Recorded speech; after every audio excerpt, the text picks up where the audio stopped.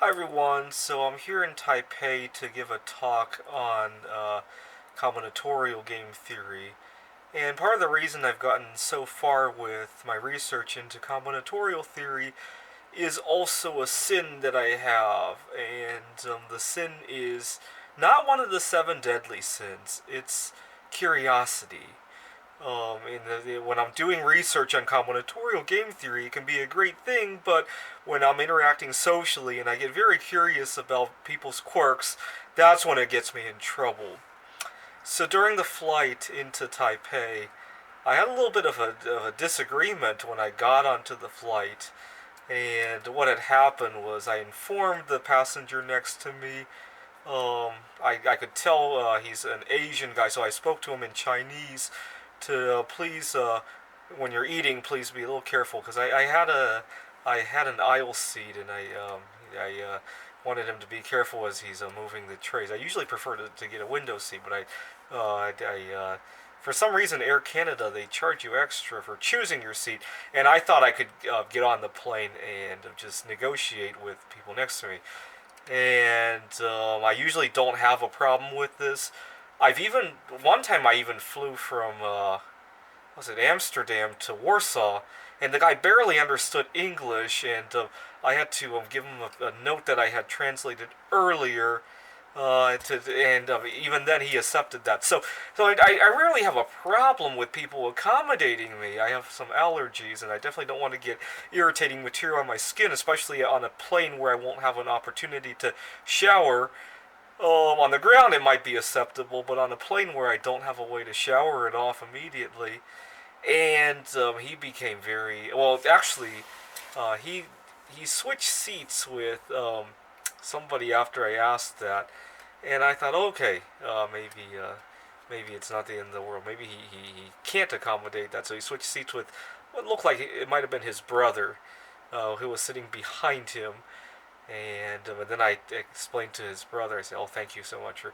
And he said, "It's none of my business." And I see. I had to control myself because I didn't want to. The plane hadn't left yet. I didn't want to get into an argument where I would get kicked off of the plane, and so I bit my lips and think what to do next. And I went to the flight attendant to explain the situation, and the flight attendant felt very sorry about that, and she made sure to sit me somewhere else. And it turned out to be very well because the new seat I got had a very good view of the outside. I love to get scenery, and but the whole flight it burned at me why this guy would do that. And then later that flight, I kind of took my anger out at the person in front of me.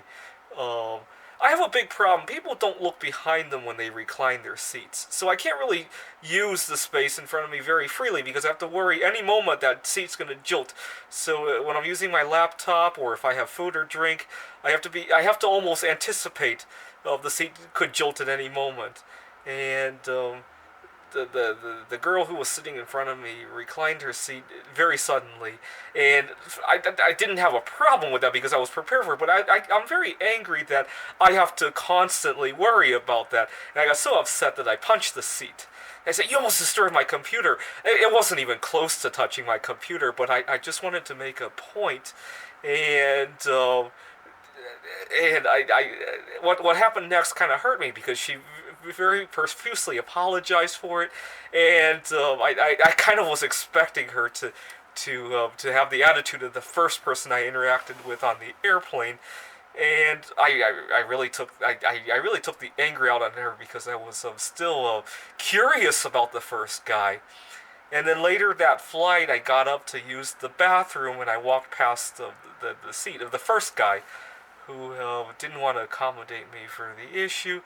He seemed like a pretty nice guy. I looked at him. He was working on something on I think it was an iPad, and he looked very knowledgeable. My best guess, if I were to, I wish I could ask him and interview him and everything, but I can't. But my best guess is that he probably didn't want to cause me allergic reaction. He was probably going to be careful about it, but he didn't want to take responsibility if something were to accidentally happen. And but he expressed that in a very weird way. The other possibility I can think of is that he wanted me to move seats so he could have the seat next to him free for himself. That was kind of odd too. If that were those are the only two explanations. But my curiosity burns at me. See, in the past, part of the reason that I've gotten into rotten relationships, I've had relationships where I've lost everything, and I've had times when I've really been devastated emotionally. Part of it is curiosity. I just wanted to find out more about this person, even though I was being destroyed. I was still curious, and I gotta let. See, I don't want to destroy my curiosity because that's what's gotten me very far with the computer science research that I was talking about earlier. I need to be a little bit more selective with it, which is a big one for me, which is a tough one for me. I have a hard time being selective. Part of the reason that many years ago, wow, almost 20 years ago now, I stopped drinking soda.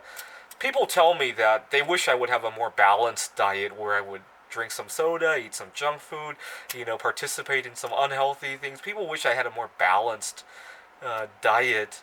And I tell people, if you're not craving it, if I constantly complained about how I was craving soda and people were annoyed by the fact that I complained, I could understand where they're coming from, but I'm not even craving it.